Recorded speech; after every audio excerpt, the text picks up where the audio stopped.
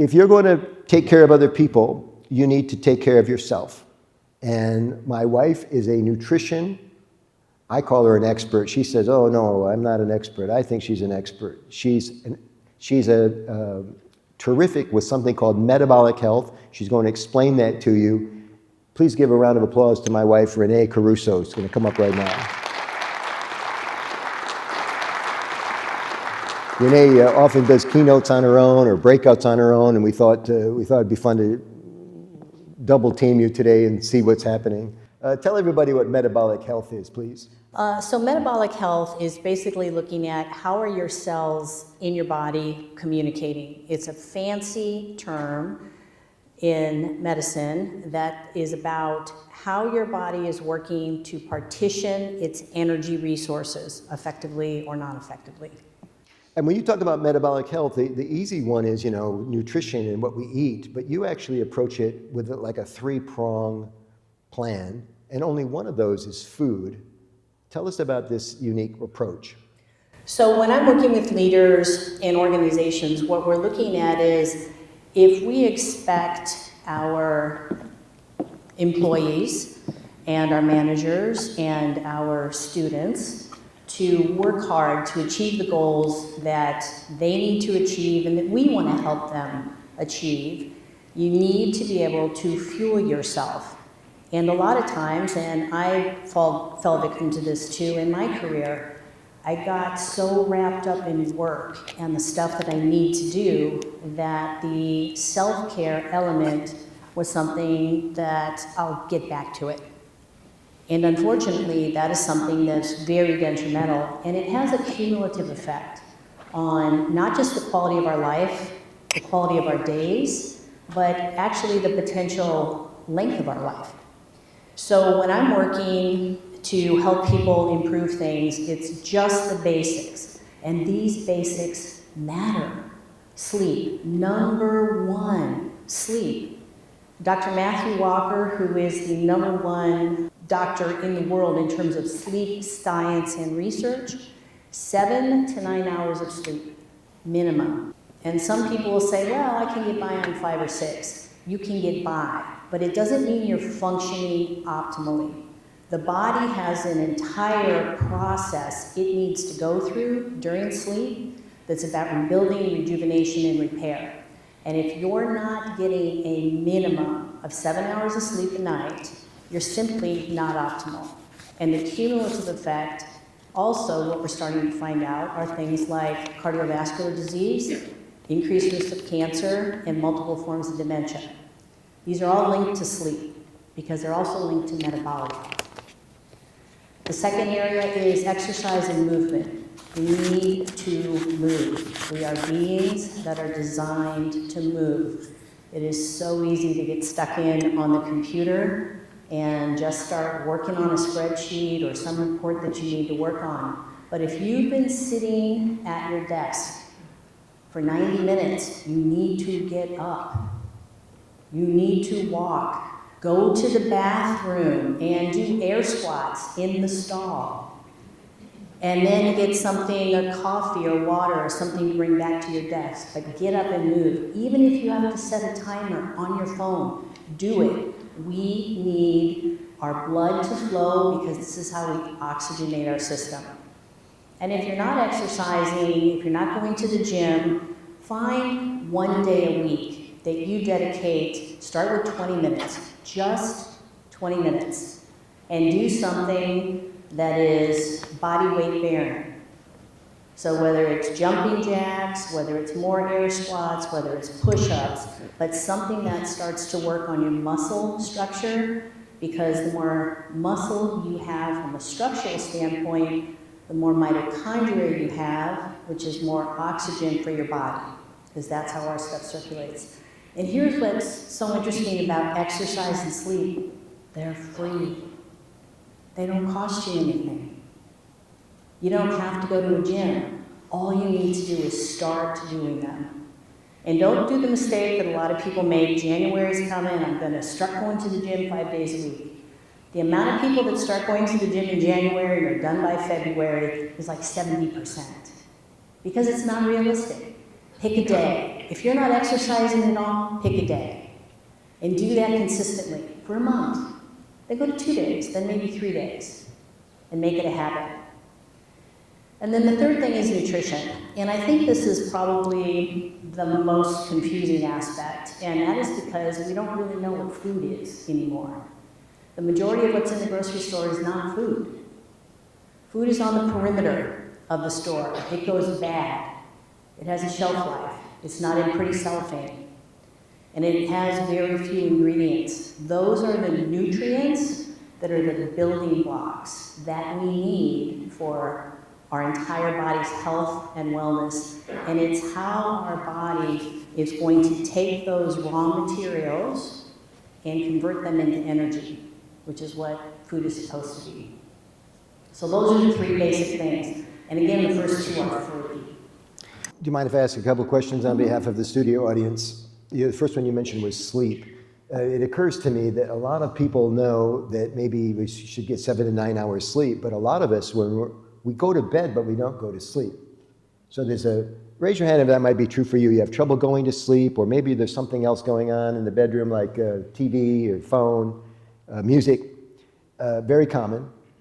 And then maybe up periodically during the night to check your phone or do other things. It's a pretty common thing. What are the tricks or secrets for not having that kind of a buffer or that type of that you could go right to sleep at night instead of delaying it? Delaying it. So a lot of things that impact our body's ability to get into a sleep state stem from light.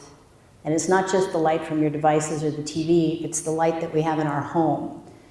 So as the days get shorter, we tend to we're in Michigan, so our days get short, a little bit gray. The body has a natural circadian cycle, and part of that is that as the day gets dimmer, our pineal gland releases melatonin. And this is a hormone in the body that tells us it's time to start winding down. The challenge is that can happen at like 5 o'clock, and many people don't go to bed till 10, 11, or later, and we're on devices. So there's a couple of things you can do.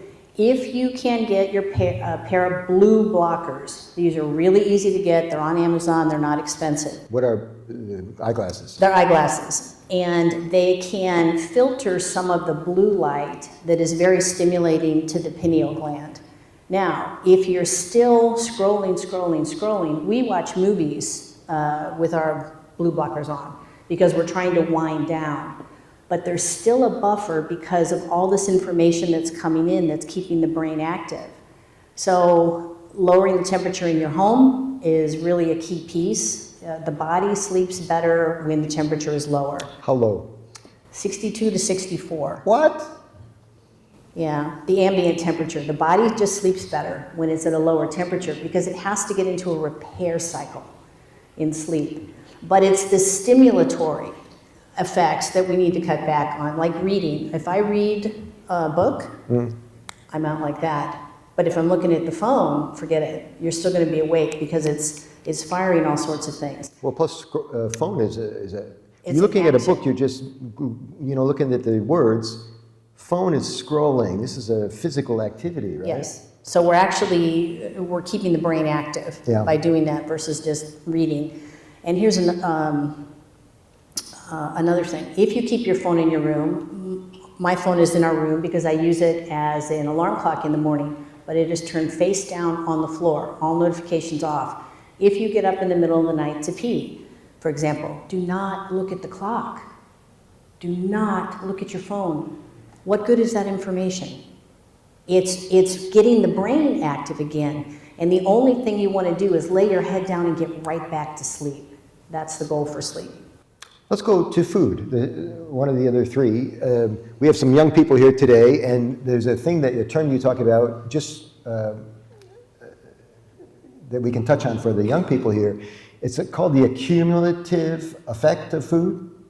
Tell us about that. What happens when you eat the wrong kind of food for a long period of time, many, many years? What kind of toll does that take?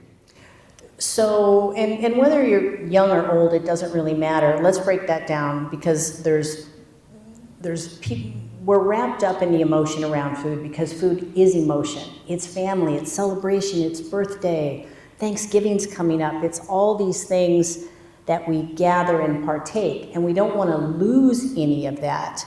But there's a difference between foods that are nutritious, non-nutritious, and have ingredients that actually our body has to expend energy to rid itself of, that have no nutrient base at all. Talking about chemically based foods. Yeah, yeah. What's an example of chemically based food? Doritos. Now, I'm not saying don't ever eat Doritos. If you really like Doritos, just understand there's nothing in it that your body can use. So can you eat some of them and try to balance out so that while your body's trying to rid itself of a toxic, it is toxic, substance is, that it cannot convert to energy, which means it has to utilize energy to rid itself of it. Can you eat something else that's a protein base or a healthy fat base, like a good quality full fat yogurt or something along those, so that you're at least starting Instead to of Doritos? Instead of Doritos. There's no way.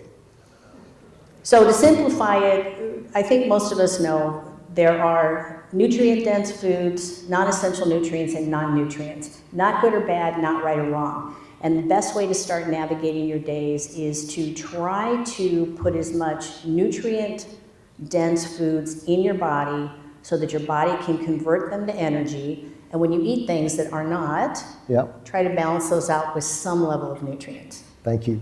Let's do movement. Could we have 3 students from this side of the room, 3 from this side of the room? Come on up. Just volunteer yourself. 3 from each side. Whoever's the first is fine. All right. Hey, how are you? You can introduce yourself later, but I'll say hi. Let's move to the center if we would. Squeeze together because we want to get you on camera. Very good. Thank you. Renee, come up front. You were mentioning some movement ideas, and you mentioned air squats, which captivated me. I was wondering if you could demonstrate an air squat for the people that don't know what an air squat is. Very simple.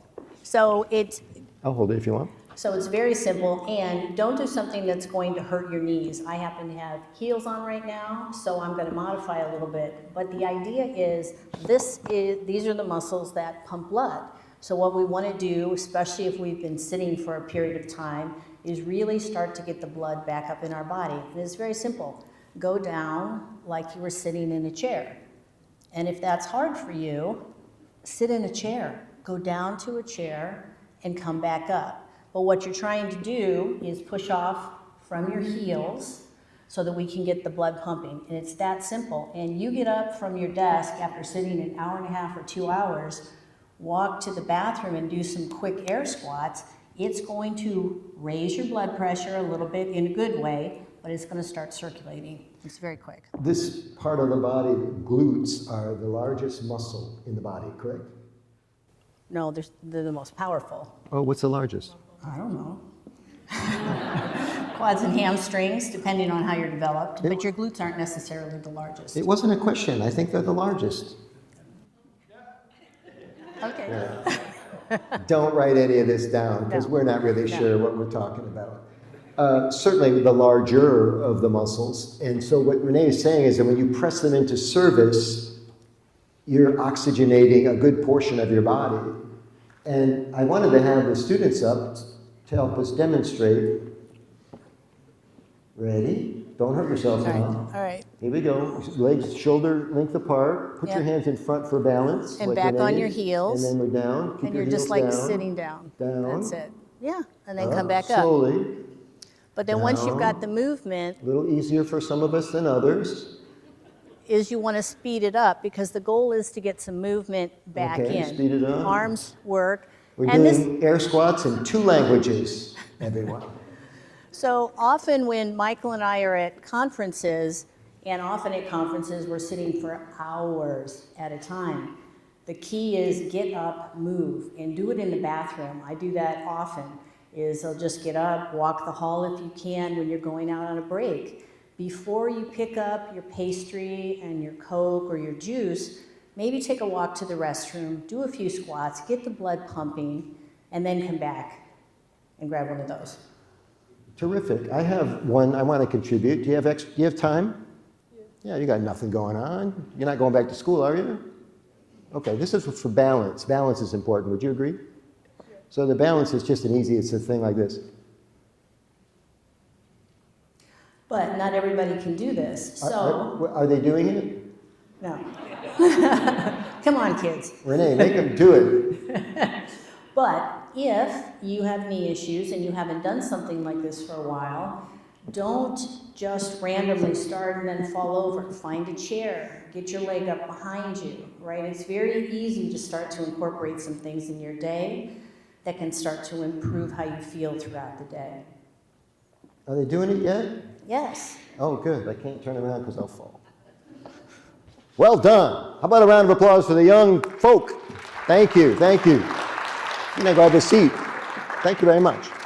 Class dismissed. Renee, you've got a book. Tell everybody about your book.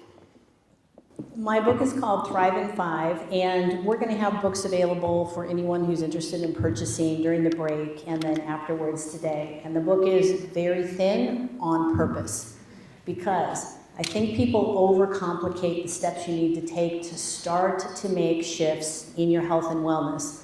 And the reason this is important is don't think, oh, I'll get to it. Make a decision to start in one area. If you're not doing any exercise, just start incorporating some exercise. You don't need to overhaul everything at once. And then look at some food, or then look at your sleep versus saying, I gotta change everything. My life's completely out of balance. Balance is not a state. It is a skill set that you develop. And you do that by incorporating things in that can serve you, that you can grow with, but then something else has to go away. So I want to encourage you, if there's anything I can do to help you and you've been struggling to try and figure out where do I start, what do I do, pick up my book, reach out to me.